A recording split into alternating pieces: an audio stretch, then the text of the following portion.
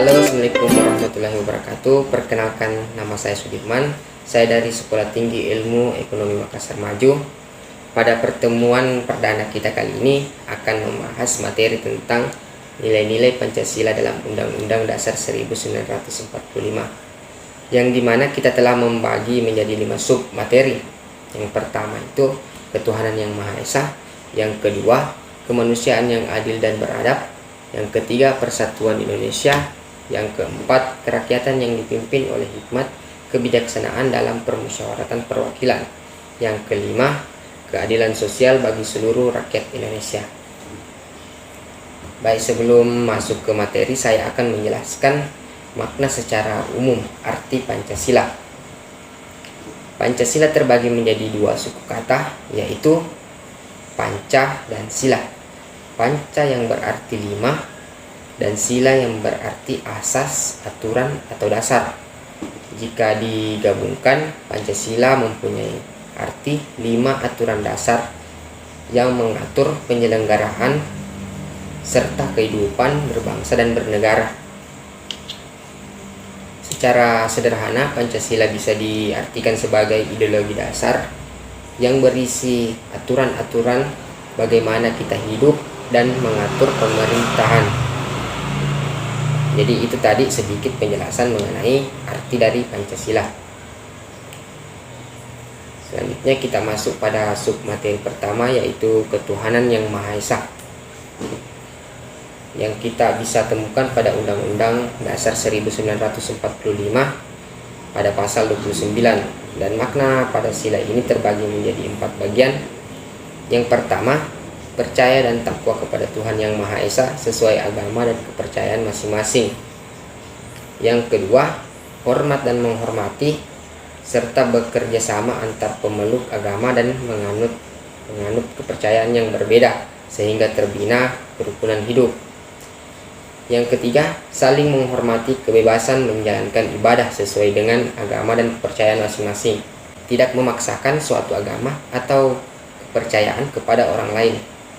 Selanjutnya kita masuk pada sila kedua, yaitu kemanusiaan yang adil dan beradab, yang bisa kita temukan pada Undang-Undang Dasar 1945 pada pasal 26, pasal 27, pasal 28, pasal 28A, pasal 28B, pasal 28C, pasal 28D, pasal 28E, pasal 28F, pasal 28G, pasal 28H, pasal 28I, pasal 28J, pasal 30, dan yang terakhir pasal 31. Dan makna dari sila ini terbagi menjadi 7 bagian, yaitu yang pertama, mengakui persamaan derajat, persamaan hak, kewajiban antar sesama manusia. Yang kedua, mencintai sesama manusia. Yang ketiga, mengembangkan sikap tenggang rasa. Yang keempat, tidak semena-mena terhadap orang lain. Yang kelima, menjunjung tinggi nilai kemanusiaan. Yang keenam, gemar melakukan kegiatan kemanusiaan.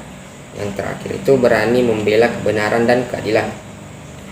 Selanjutnya kita masuk pada poin ketiga atau sila ketiga, persatuan Indonesia, yang bisa kita temukan pada Undang-Undang Dasar 1945 pada pasal 1, pasal 32, pasal 35, pasal 36, pasal 36A, pasal 36B, pasal 36C. Makna dari sila ini terbagi menjadi 5 bagian. Yang pertama itu menjaga kesatuan dan persatuan negara Republik Indonesia. Yang kedua, berkorban demi bangsa dan negara. Yang ketiga, cinta akan tanah air. Yang keempat, berbangga sebagai bagian dari Indonesia. Selanjutnya kita masuk pada sila keempat, yaitu kerakyatan yang dipimpin oleh hikmat kebijaksanaan dalam permusyawaratan perwakilan.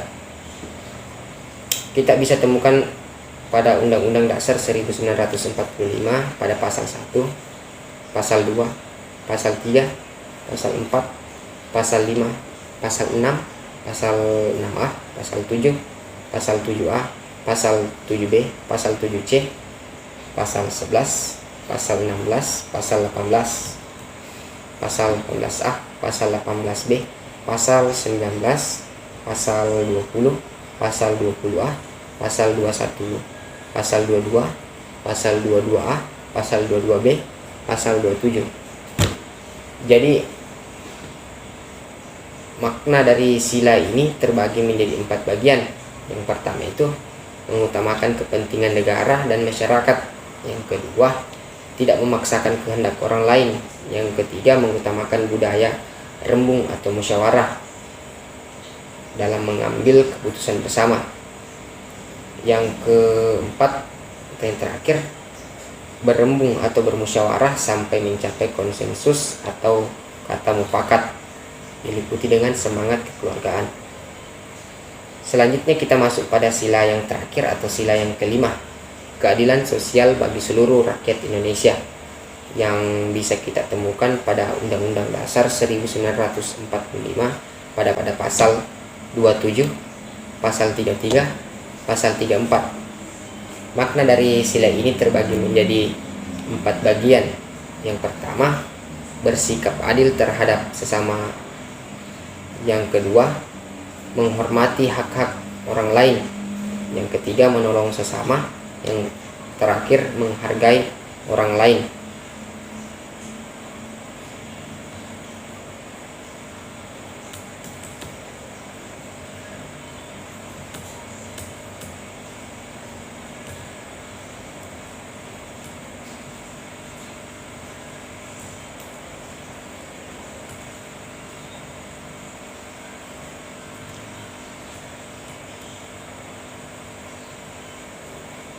Adapun materi muatan substansi konstitusi.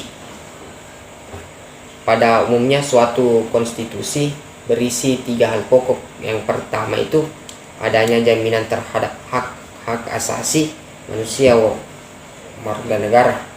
Yang kedua, ditetapkannya susunan ketatanegaraan suatu negara yang bersifat fundamental.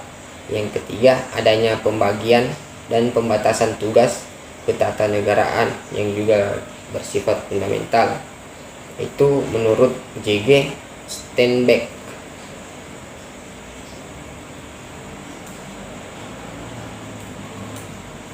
Fungsi konstitusi negara. Yang pertama, fungsi penentu atau pembatas kekuasaan. Yang kedua, fungsi mengatur hubungan kekuasaan antar organ negara. Yang ketiga, fungsi mengatur hubungan kekuasaan antar organ negara dengan warga negara. Yang keempat, fungsi memberi atau sumber legitimasi terhadap kekuasaan negara. Yang kelima, fungsi menyalur atau pengalir kewenangan dari sumber kekuasaan yang sah kepada organ negara. Yang keenam, fungsi simbolik, yaitu sebagai sarana pemersatu, sebagai rujukan identitas dan kegangguan kebebasan, serta center of ceremony. Yang ketujuh, fungsi sebagai sarana pengendalian masyarakat, baik dalam arti sempit yaitu bidang politik dan dalam arti luas mencakup bidang sosial ekonomi. Yang kedelapan, fungsi sebagai sarana perekayasaan dan pembaharuan masyarakat.